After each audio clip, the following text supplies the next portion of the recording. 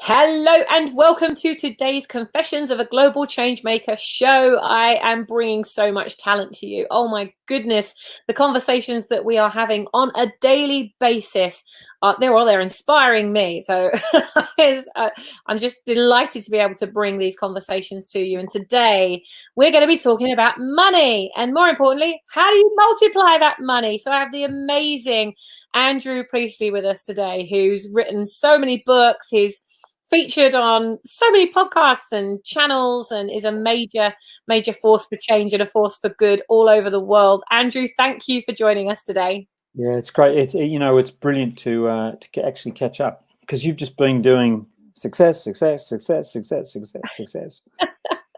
We have, and it all started with you being my coach. So unbelievable. Hey, there you go. End the show there. Now, let's talk about money. Let's talk about money, because it's a conversation that people are quite stressed about, and they're stressed about it normally, let alone at a time where jobs are being cut, businesses are going under. I mean, there's all kinds of chaos that's going in the world right now. But we can and do have the ability to take control of the things we can control. And one of those things is our money. So, Andrew, talk to us about some of the things, because you've got an amazing book that's all around money, that parents, children, teachers, all kinds of that reading this book and making a massive difference to their money and their income. So tell us a little bit about that book and how you came to write it. Well, here's a shameless plug for the book. This is weird. It's backwards. Is that backwards? No, it's all good. Okay. So global financial crisis, right, happens, and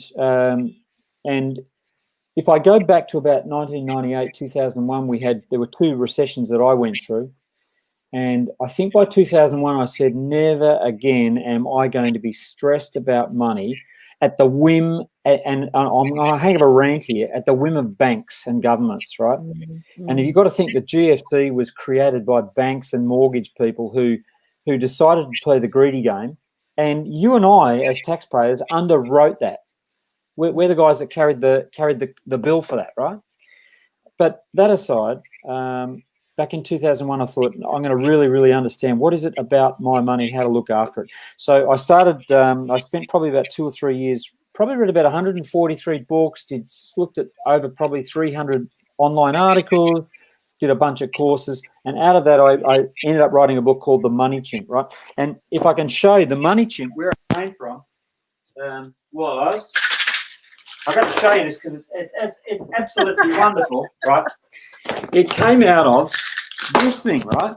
And I bet you've never seen this, but look, it's called A Barrel of Monkeys, right? And look, you get a monkey, right?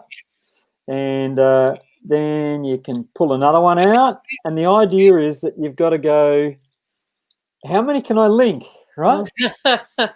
And I think my best is 1, 2, 3, 4, 5. So I've got one more, and then I've got my best.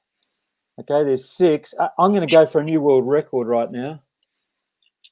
Look at that, 7. Fantastic. They're plastic, right? Okay, and no, it's not going to do it. You get the idea. See, it's one of these games where it's skill. You don't actually put them in the barrel; you actually put them on the table. But it's one of these things where the more you practice it, the better you get at, right? And money's just like that. So I thought, okay. The second thing that happened was my daughter said to me, "Dad, you're good with money. How does it work?" Right? She's a millennial, and she said, "I just want to know how to manage my money."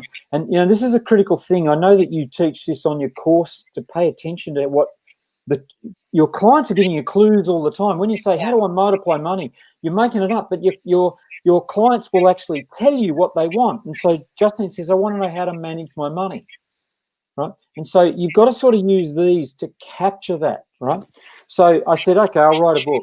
So I wrote The Money Chimp after researching it. And then I read it, and I almost lost the will to live. And I thought, she's not going to like this because the chapters are too long. So I shortened it for a millennial. And so basically this book here is how do you manage money, spend less, save more, get out of debt faster, right? And I then released that in 2016. So it took about 4 years to research it and write it, put it out in 2016.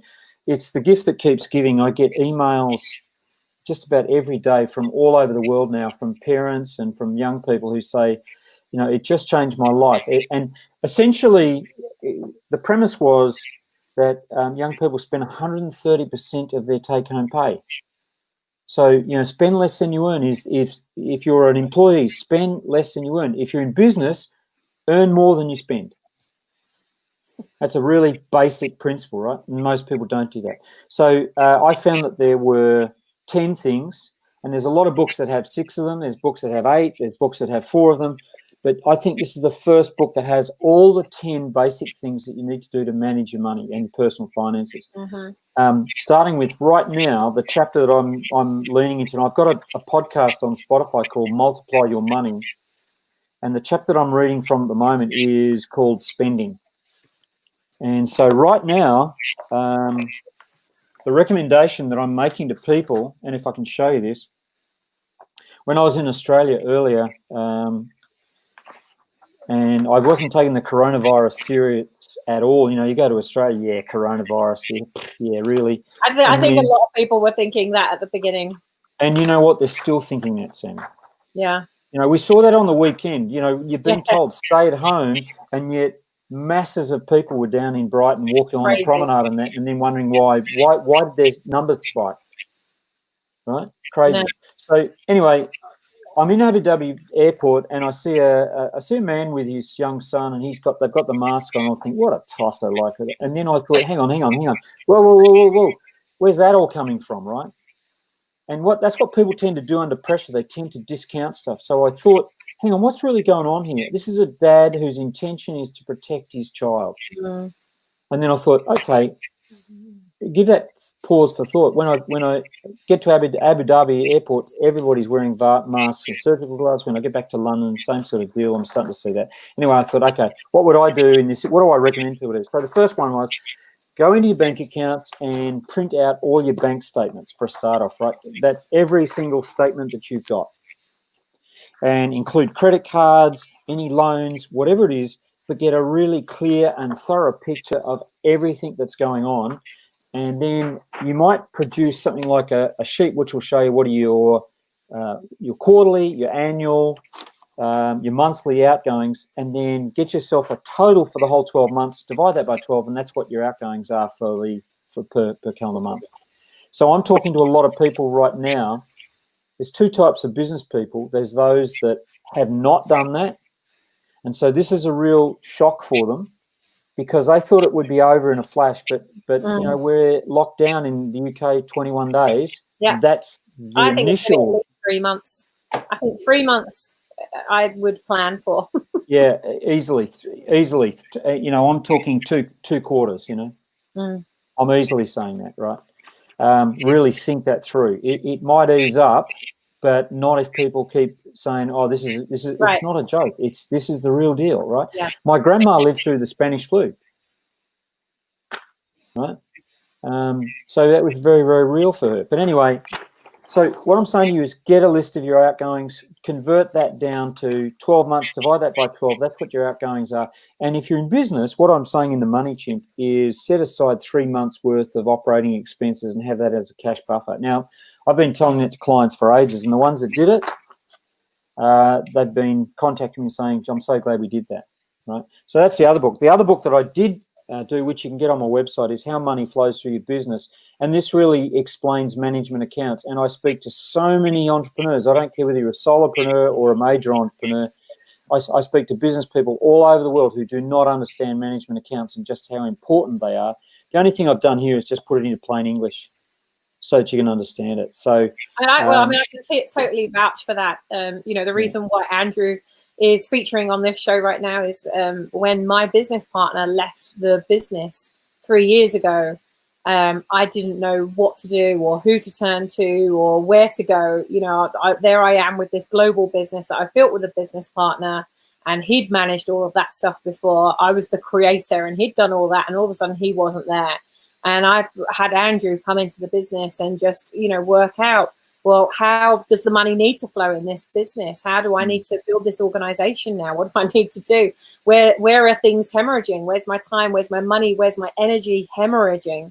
And Andrew was instrumental in making sure that I was able to plug those gaps and actually create an organization that could fly, whether I was there or not. And one of the things you always were saying to me was, you know, make sure you build up at least 3 to 6 months of your cash, so that if something does happen, you're in a great financial position. And you know, and that's a minimum. I know that you have 12 months is your focus, right? So for me, it never drops under that. It never drops under that. Yeah. I mean, you know, for those of you that are watching, imagine if you didn't have to worry about where your money's coming from, because you actually had that reserve there. So regardless of where you're at, you can't do anything about what you haven't done. But what you can do is you can take control of what you can control from now on, regardless of Corona. I think Corona's been a brilliant freaking prod and a wake-up call for a lot of people to say, you know, well, how do we need to live better quality lives? How do we need to eat more healthily? How do we need to protect ourselves financially? And how do you build a business that if something like this happens, your business continues to run, and that you continue to be able to serve, but also be able to sell as well? I think it's a big wake-up call for a lot of people. It totally. In fact, I was speaking to a group the other day, and I said, "What's the good that's coming out of this?"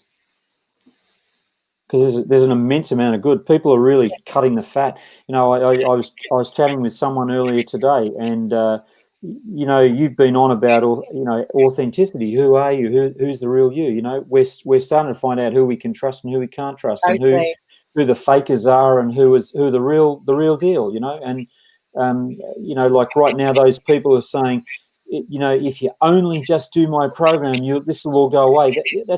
That's nonsense. This is a lot bigger than only just one little trick or thing. It's a whole bunch of stuff. Yeah, it is. So once somebody has been through the process of putting the financial stability in place, then it's about keeping it there. So what are your recommendations for you know, continuing to grow that business? We have a lot of solopreneurs, a lot of you know, family businesses that are part of the How to Build a Brand tribe. Solopreneurs, entrepreneurs. So how do these small business owners get to the point that they have enough cash flow coming in to be able to put 3 months aside? Yeah, I mean, there's two answers to this. Number one is, if you know that, let's say, for example, your outgoings a month are 3,000, right?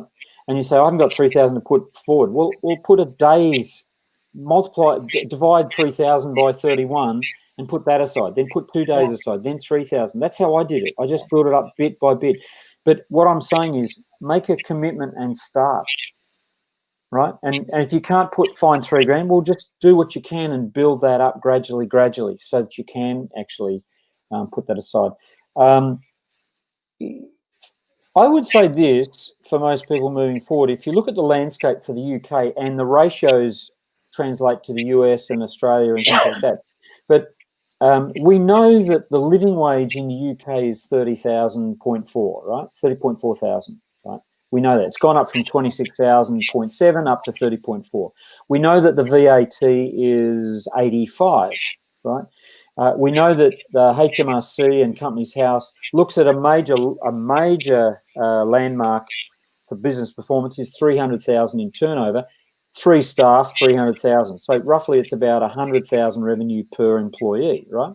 I'm working with between 300,000 and 2 million. It's about 100,000 revenue per person. So I'm working with a law firm that does 1.2 million. They have 12 staff. Nice game.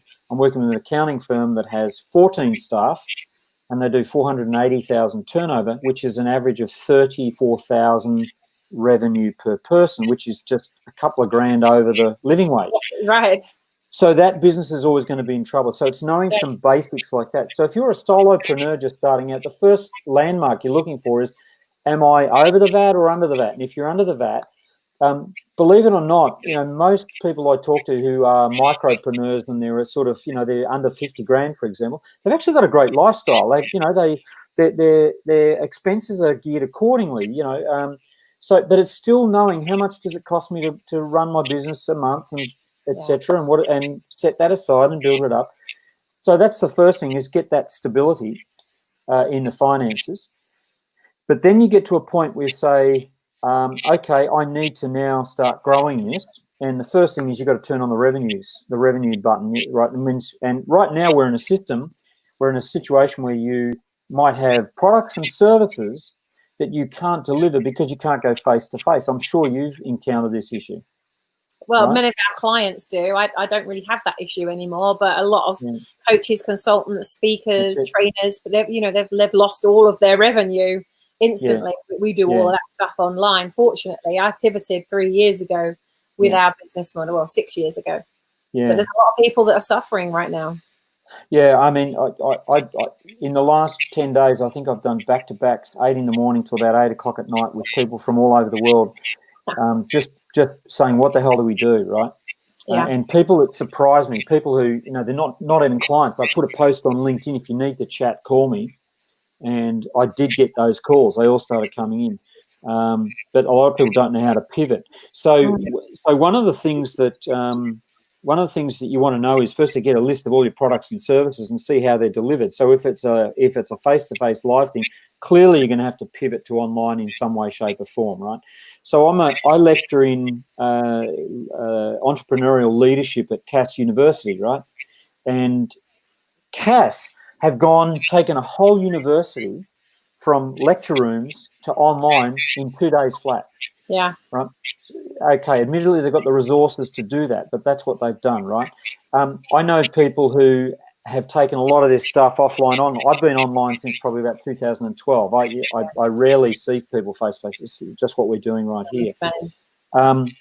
So we're in a season. There's a couple of things I'd suggest. Firstly, you want to look at what your products and services are and how they're actually delivered, how you go to market with them right now. That's the first thing. Secondly, you want to ask, am I still able to do that, or do I have to pivot in some way? So I would say 90% of the businesses I've chat to, they have to pivot right now.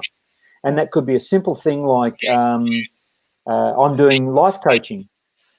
So I see people face to face. Well, maybe you need to take them online, which means they might have to get your head around technology.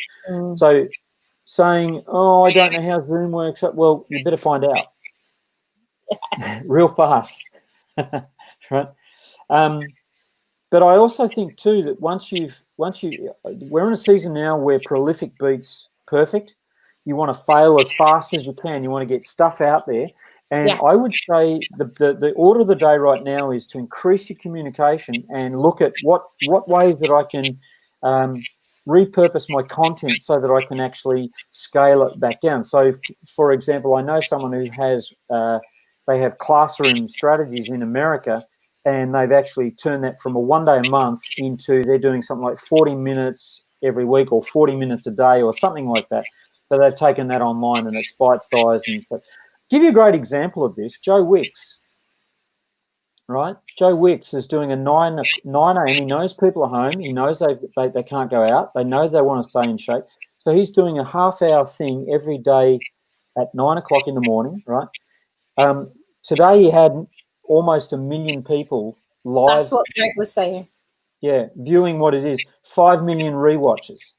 Right. So clearly what he's done is he's repurposed what he's done very quickly, but he's brought it down into bite-sized chunks and he's upped the content, but he's also upped the level of communication. So what I'm telling people is condense it down, but go more with it, right? Because right now, more heartbeats. Yeah. If you search if you search Google and you look at the word that's trending, the number one word that's trending on the planet right now, it's that one. Right? And yet the people who we're gravitating to, right, the people we gravitate to right now are people who've got certainty, right? Your product right now is certainty.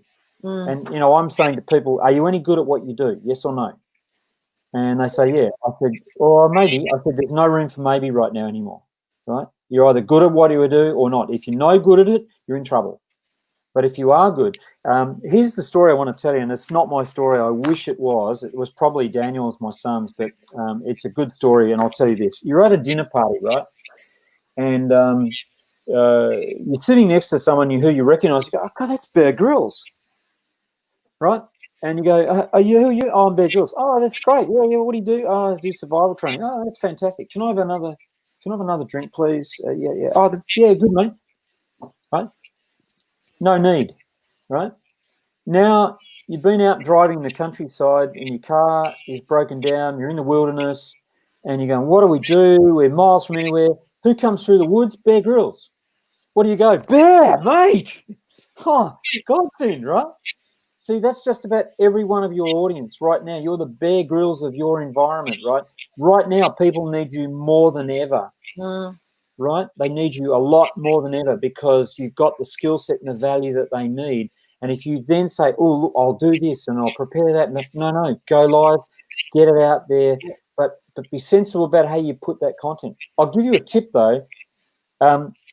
Swing into be helpful mode, because right now, if you're going out there, I want to give you some help, and at the end of it, now I'm upselling you into something else.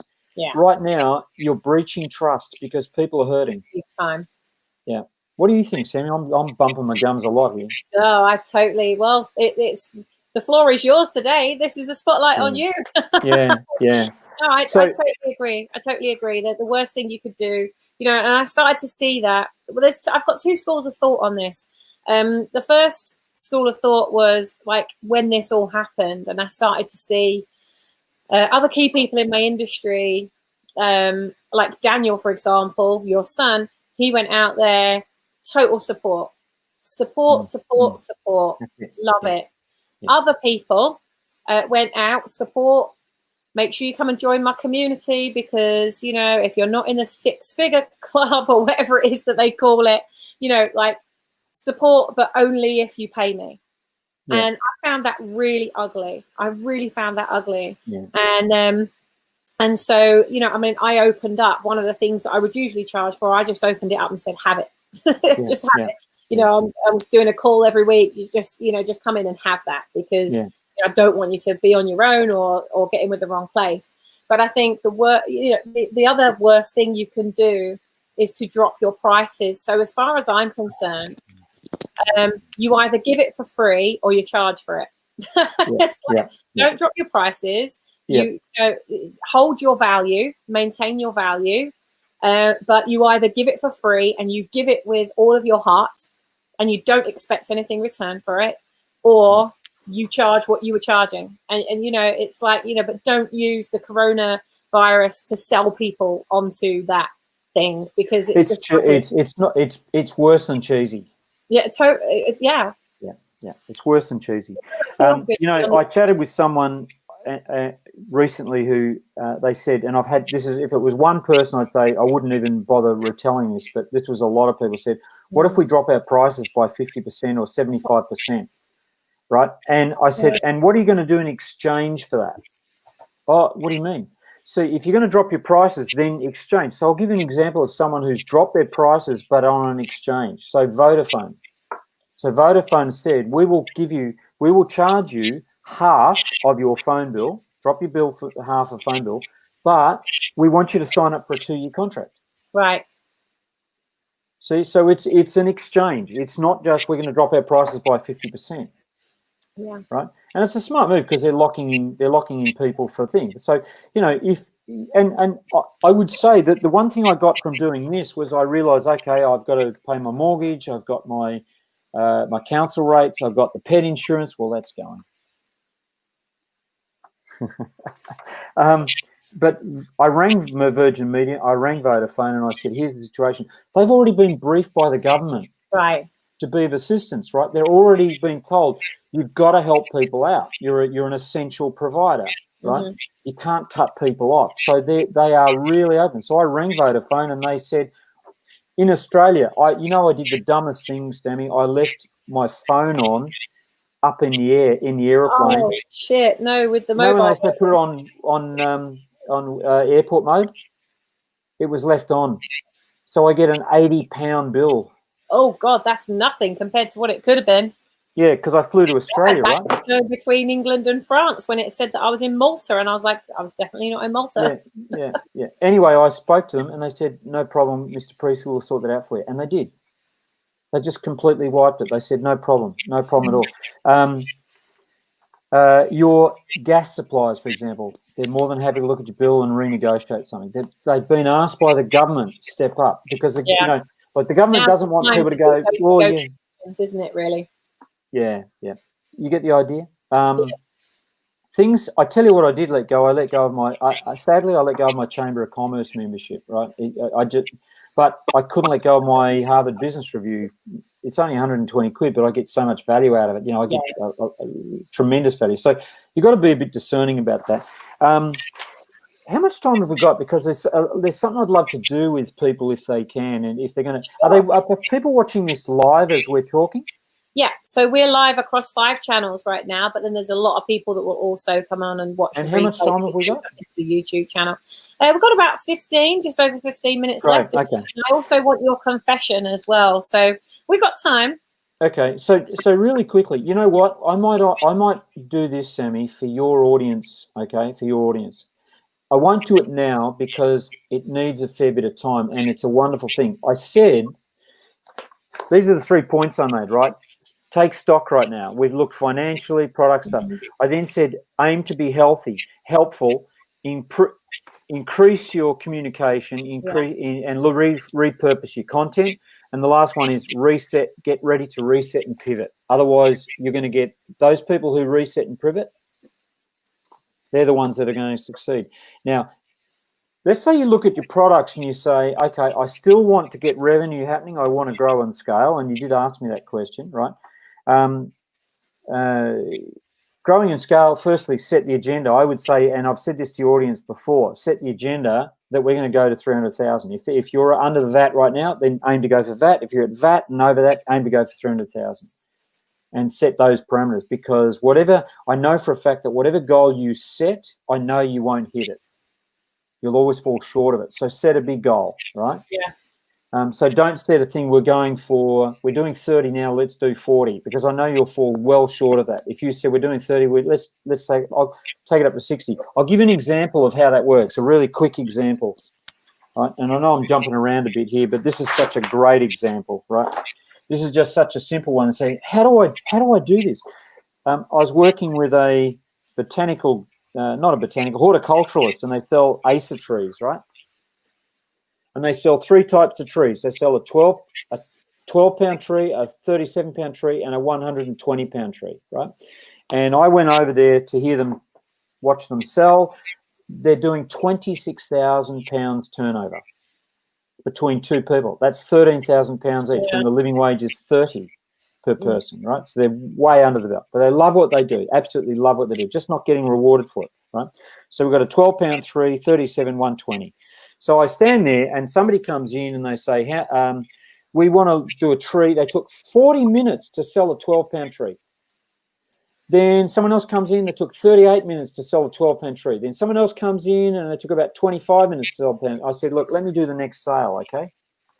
He said, well, you don't know anything about Acer trees. I said, I know enough. Let me do it, right? And so the person comes in. I said, look, just so you know, everyone who comes in here wants an amazing garden. I'm not even talking about trees, because everyone said, oh, we want to have a summer party. We want to put some trees. We want to put things. Did you hear what they said? We want to put some trees. What were they selling? A tree, right? Yeah. You got to listen to your client, right? So I said, look, just so you know, if you want an amazing garden, everyone who comes here wants an amazing garden. They love Acer trees, right? If you buy the 12-pound tree, it's going to be 3 to 5 years before it's amazing. If you buy the 37-pound tree, it's going to be 2 to 3 years before it's amazing. If you buy the 120-pound, the adult tree, it's going to be amazing in about 12 to 18 months. Which tree sounds like you? And they said, the adult tree. I said, you want 3 or 6? Now, if you're a gardener, you don't buy 1, you buy 3. You're not going to get an amazing arbory with 1 tree. You'll get it with 3, right? Because you set it up that way. So I said, do you know where you're going to plant it? No. How do you mean? Well, if it's too sunny or too shady, does it need to be raised beds? Are you going to dig a hole and hit a water main? No. Okay, then you need our landscaper. My average sale was 847. And I did 4 sales for them, right? 847 was the average, right? And I said, how did you do that? Now, in a very short space of time, that business has gone from 26,000 up to 92,000, right? So it may not be that you change your offering, it's just to change the way they say it. So when you're hanging out with Sammy, you're learning how to do that sort of stuff really, really intelligently. And you're doing that under the moniker of you're building a brand at the same time. So you're building the brand as we're the ACER guys, right? And we know how to help you select the right tree, where to put it, where to avoid. See, it doesn't have to be really sexy, right? But this particular thing, I'll give you the heads up, and then when we do the activity, you'll get it. But basically what I know is this. Every business person who's listening to this actually created, whether you're consciously aware of it or not, you have a series of principles that underpin that business. And I'll give you an example. My brother's a chef, and I said, what are the things that really appeal to your heart, Philip, about your business, that they're just no-go zones? Everything you do is about this. And he said, well, everything we do is about being fresh. I said, okay, because he's a chef, right? And what else? And everything we do is about being in season. What else? Well, everything we do, it's got to be ethically sourced. And everything we do has got to be sympathetically farmed, yeah? And everything's got to be fun, and it's got to be memorable, and it's got to be impeccable, right? And there's these 7 principles. So theory of constraints says you either work with 3, 5, or 7. And if you're actually trying to re-engineer products, 7 is a good number to find. Ask yourself, what are the big principles that underpin this business? So I'm chatting with someone yesterday, and she was, and I had it there ready to go. She's she does, I actually don't know what she does, but it sounded really cool when she was telling me, but I've forgotten what it was. But basically, when I asked her, what was special about your business, right? She said, well, one of the principles that underpins everything that I do is that it's all about connection. And it's all about inner truth. And it's all about love. And it's all about fun. And it's all about being simpler. And it's all about co-creation, right? Mm-hmm. And these are the big 7 principles that underpin everything that she does, right? So now you've got your 7 principles. The next thing is to unpack those. And so what I'd suggest, Sammy, I would love to do something with your guys where I actually, show people how to find their 7 principles, right? And secondly, I think if I can find it, come up with I'll give you a template here where you can actually take. Brilliant. You did this with me all those years ago. That was so good. Yeah. So you put down the principle, you say, okay, then you go through these steps, step by step. And so the top line is the key questions we're asking. The middle is just the rationale and thinking on it. And down the bottom is the collateral that comes out of it. Mm-hmm. So I had a guy who, he was telling my whole business is based upon doing X, Y, Z. We did this activity with him. He nailed the 7 principles rapidly because he said, oh my God, yeah, this is what really drives my business, right? Yeah. And then when we did this activity with him, he suddenly saw, like I've got two colors here. This is in front of people and this is online. And he suddenly realized there's nothing in the online box. And suddenly he realized, oh, I know how to take something from here and take it online now. Yeah. Right. And so he created a product. Now it's an existing product, but he said, God, that product has principles that sit under that I could actually easily take online. Right. So Joe Wicks, one of the principles that he's working on right now is it's got to be without equipment, using your own body weight. That's one of his principles. And he said, I can take that online on my daily thing. So everything he's doing with his high impact, high interval, high impact training is about no equipment, using your own body weight and high intensity, right? And people go, oh, how did he do that? Well, he did it because he thought about it. So that's something I would love to gift to everyone on Brand Builders. That would be very awesome. And if we can go live with 1 or 2 people, then we could actually do a guinea pig so you can see how the magic happens. I'd love to do that. Yeah, and then you've got tools to actually scale if you need to. Yeah, I think it's brilliant. You've done this with me on my business as well. So, and I absolutely loved that session. We got so much out of it. So let's definitely, once we finish recording here, let's have a quick chat about when that can happen, because the whole of April is all about product. And the first week of April is all about how do you plan your products. And this would be perfect to deliver that first week of April if you're available. So let's talk about that for Brand Builders, definitely. And I would definitely want people to be on this and value this, because I charge a lot of money to do that with clients, right? So I want to gift that to Brand Builders, okay? Yeah, thank you. Well, I certainly it was well worth me investing in it, because it helped us so much to get our heads around. You know, we've created so much product, and just even pulling in the products that you already have into a system like that is very valuable. So you may not have to, that's a great point you make, Sammy. You don't even have to create new product. You might just have to pull the eyes and pull out the extract the juice out of the products you've got, and then find a way to get them online, right? Yeah, definitely. Okay, well, let's talk about how we could do that next week. Now, as we start to wrap up this amazing session, and thank you so much. We've dug so deep into so many things around money, and how you create more money, how you strip the things that aren't working for you, how you accelerate the things that can be working for you, and obviously how you can take all the gifts from what you already have, repurpose them, and turn them into something that you can pivot with right now. So for those of you that are joining us now, make sure you go back and watch the replay. What I would say is that where it comes to running a business, and I know you've run many businesses, and you've supported so many, probably hundreds of businesses now, and a couple others, Yeah, all right. And so you've had a lot of businesses go through. You've seen a lot of things that have happened to business, successful and unsuccessful. So out of all the things that you've seen, what would you say is the biggest mistake that all businesses make as like a rookie error? Oh, this is easy. This is really easy, because I actually wrote a book about it. I was hoping it was going to lead to this book, because this is a great book as well. I've got this is a no-brainer. This is a no-brainer. Okay, it's absolutely just, to me, I put my heart and soul into this book, right? Yeah. The number one thing that I see, and I saw this in the global financial crisis, particularly the UK government said everyone needs a business plan, and I would say you do need a business plan, and I would say the number one place you want to go is go to the Prince's Trust and download their business planning tool, because it's for a reading age of about 10 to 12. Honest to God, they create amazing businesses for very young entrepreneurs, because the business planning tool is so elegant, right? So that is an impeccable resource for you to start with. Right now, you need to actually dip that thing. But here's the question, Sammy. If having a business plan worked, then every business will succeed. And so I'm looking at the failure rate of businesses in the UK, and, you know, we had, I hate to say this, but we've got 5.9 million businesses in the UK. We had something like, let's say it was like 386,000 new businesses started in the last monitoring period, of which 357,000 of them failed. It's something like a 93% failure rate, right? And in the last 3 weeks, that will have grown significantly. Unbelievably, yeah.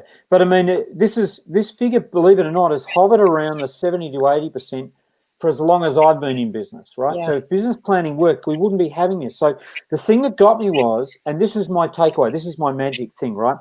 It's to stress test the assumptions under your business.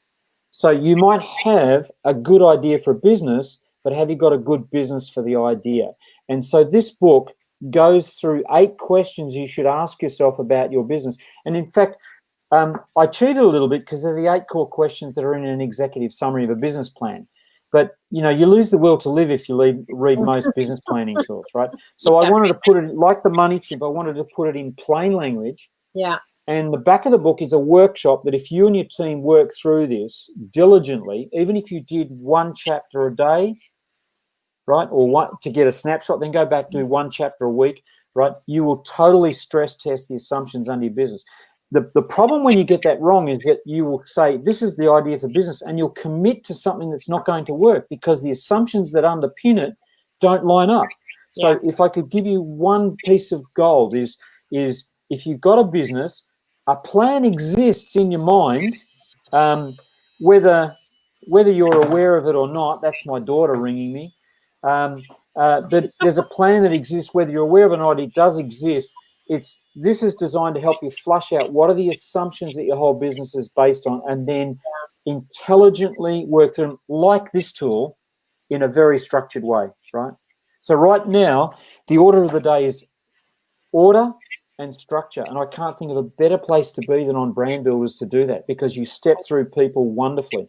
Yeah. It's it's a lonely world out there, and I don't think business is easy necessarily, but it certainly doesn't need to be as hard as it is when you try and go through something like this on your own. And I think, investing in yourself, so many people are, they're cutting back on things. And as we've talked about here, do cut back on things that aren't necessary, but don't stop investing in yourself. Don't stop investing in your business, because it's the worst thing you can do. You're actually killing your business and you're killing your confidence. When we come out of the other side of this, and those people that have invested in themselves, that have got good coaches, that have seen them through it, that have, they're going to mentors that they've been there, they've already seen the way. Let them show you the way. Stop trying to do everything in 110 steps when you can do it in 10 steps. And it's those people that they're going to come out of the other side of this with a really strong business. And people that are stopping investing in coaching or cutting those things, they're the ones that are going to come through the other side and go, what the fuck happened to my business? Where has it gone? Look, there's a couple of things I want to say, and what you're saying, Sammy, is smart money, right? And I want to emphasize this, right? It's the time to lean in. It's not the time to dive under the duvet, right? It's the time to lean into this. It really, really is. Okay. It's the time to get a coach. It's the time to get behind your brand builders community and lean into the process. It's the time to do the work, right? What else you got going? Otherwise you're going to commit to watching Netflix forever, right? And nothing wrong with Netflix, right? But right now you've got to apply a bit of the noodle here. I want to make this point, Sammy, two really good points, and then I know you want to wrap, but I want to give you 2 points, right? When my grandma went through World War I and she went through the Spanish flu, right? And we've got and the Great Depression. We've got similar things happening now. Here's the big difference, and this is why I'm quite hopeful. 100 years ago, they didn't have the technology. They didn't have the communication. They didn't have, the medical community right now is collaborating like never before. There's information sharing. No one's being precious, right? And they didn't have that 100 years ago. You've got technology that you can access. So 100 years ago, if this happened, you were screwed.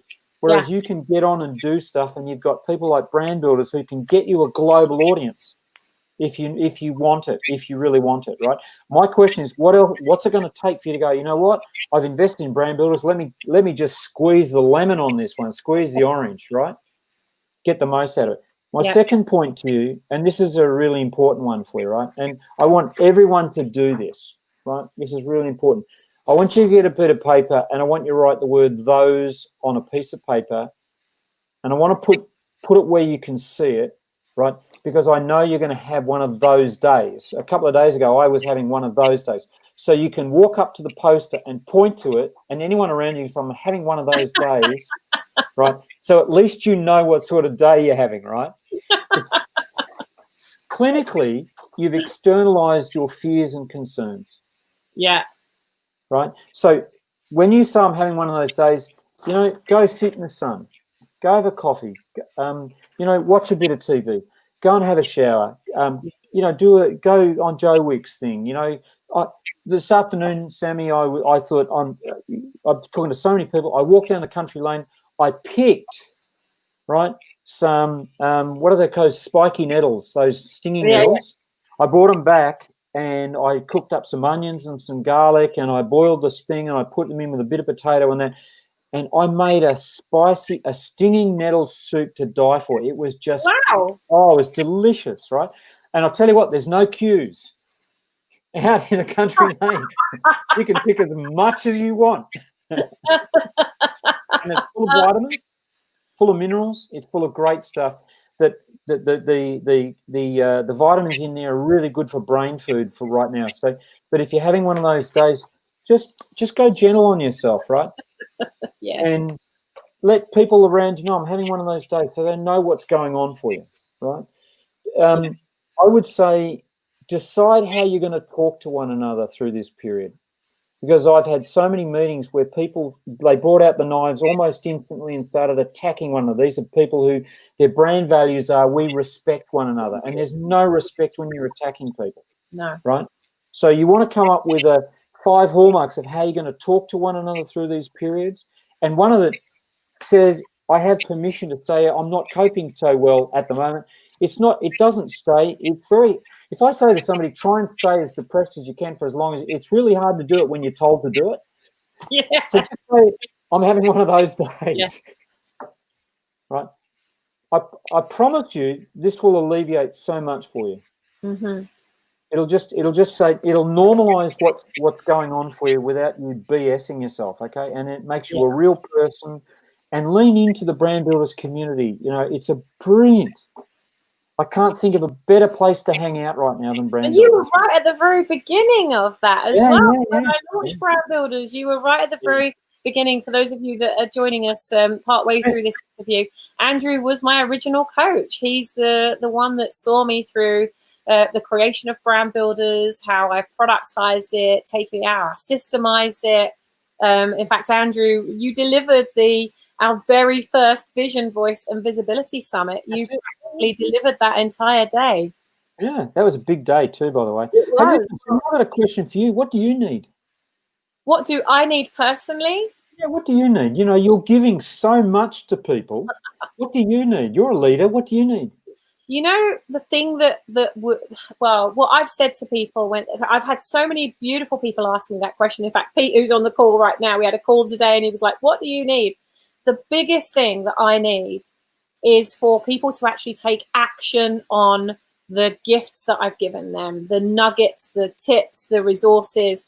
Just as you said, Andrew, go and squeeze them. I want you to be the very best fucking example of what a brand builder really is. Somebody that goes out there, that is the drop that creates the ripple effect, that is just amazing, right? That lights me up. What I need is to know that people are going out there and actually doing something with that. And when I see people go out there and they get that result, it just lights me up even more. It makes me want to do even more of it. So and you know, Sam, really you're incredibly generous, because if you go on Brand Builders on Facebook, if you scroll down, there's so many great resources in there that, you know, like that 7-day sprint you did, which is just phenomenal.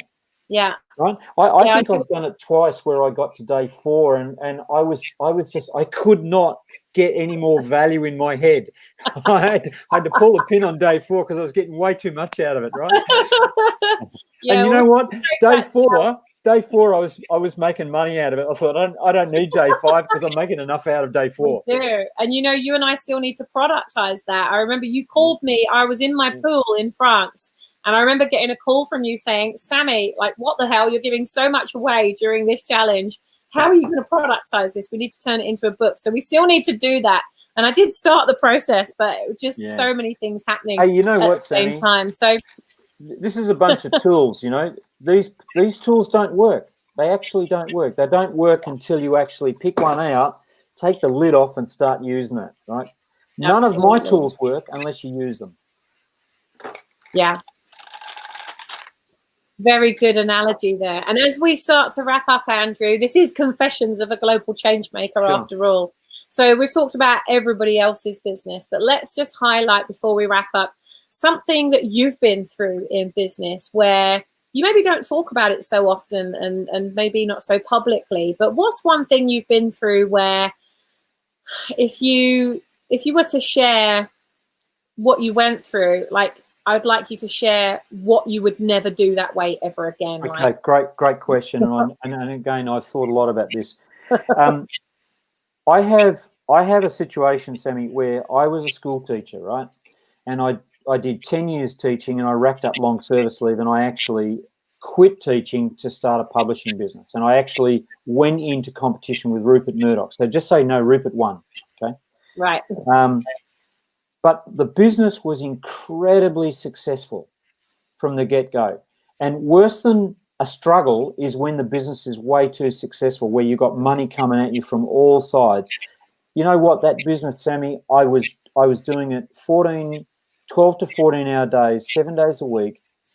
I woke up thinking about it. I went through the day thinking about it. I went to bed thinking about it. I dreamt about it. After 6 months, I hated that business with a passion, right? I know exactly what you're talking about. And it was a machine that had to be fed, right? And I asked myself, why did I start this business, which is one of the questions in this book, right? Why did I start it? For lifestyle. And I said, what I want is a 6-figure income so I have a great lifestyle. first I got the order wrong. I want a great lifestyle with a 6-figure income. Yeah. So I reversed it. Anyway, here's the story. I get a call it was an entertainment newspaper, and I get a call from a nightclub in Brisbane, right? And I lived on one of the outer suburbs, and you had to drive across a big long bridge to get there. And they said, look, come in at 2 o'clock for a meeting. We want to sign up about 25 grand's worth of advertising. I thought, wow, that's the biggest deal I'd ever done. 25 grand in one ticket, right? So I drove into the city, got there. It was a busy day, walked 12 blocks in the heat of Brisbane, get to the place. I'm here. And they said, no, 2 a.m. We're a nightclub. Ah. I said, oh. So I went home, and I'm saying to my wife, I've got to go in tonight. She says, you're an idiot. They're criminals. It's where they launder money. It's drugs. It's this. It's a nightclub, right? I said, no, I'm going in. So I had one of these big arguments, these arguments you don't want to have. It pains me to even say it, right? Anyway, I said, jam it, I'm going. So I went in, and I'm driving into Brisbane, and I'm on the bridge. It's about 1 o'clock in the morning. And you know that moment where you're going across, you're doing something, you go, you're an idiot. What are you doing? You're an idiot, right? You know, you've argued with your wife, you don't see your kids, you do this, crazy. So I turn the wheel of the car, and I'm coming back. What about the money? It's the money. That's a lot of money. That's a lot of money. Around I go into the city. Yeah. What about you had an round I go. What about the money? I go around. So I turn the car around. I get the kicks in again. You're an idiot. I know it's my gut's going. At this point, I'm sweating, and I can feel something, the confusion rising in me. I turn the wheel, and I'm facing home, and I'm that conflicted, Sammy. I stop the car, get out of the car, and I walk to the front of the car, and I sit on the bonnet. I think I weep for 40 minutes. Wow. I just wept and wept and wept. I did not know what to do, right? And yet the truth is I did know what to do. And I realized, shoot, I'm at a crossroads on my values. So It was a tough lesson to learn. I went home. And a week later, I shut that business down. And then I repurposed that business because I knew how to copyright. I knew how to do advertising. I just created a business that was family friendly and consistent with my values. And if I could say the toughest thing, it took me a lot. It nearly destroyed my marriage. It nearly destroyed my relationship with my kids before I got that lesson. And thank God I get it. I just hope it doesn't take that. So these are testing times. What's underpinning everything right now is values. What do you value? Yeah. And I found it, I had to go through that, like, what do I value most? You can always make money. Brand builders will teach you how to pull money out of thin air, okay? You can always make money. So just make sure it's on a rock solid foundation, because for me that was painful. Mm-hmm. Yeah. I totally associate with that. And obviously, my story. Those of you that are watching now, you might not necessarily know that story, but I built a big branding and marketing agency, and we had buyers coming in. It was valued at 7.8 million. And we were going through that whole process. And I felt exactly as you feel now. And, there were all these people that were coming and looking at the business and going through everything. And of course, when you're wrapping a business up to sell it, there's all kinds of detail that you go into that you would never usually even think about with a business, but we're getting it ready for sale. And out of all of that, the people that we were meeting with, they just didn't have the same values as we had. Yep.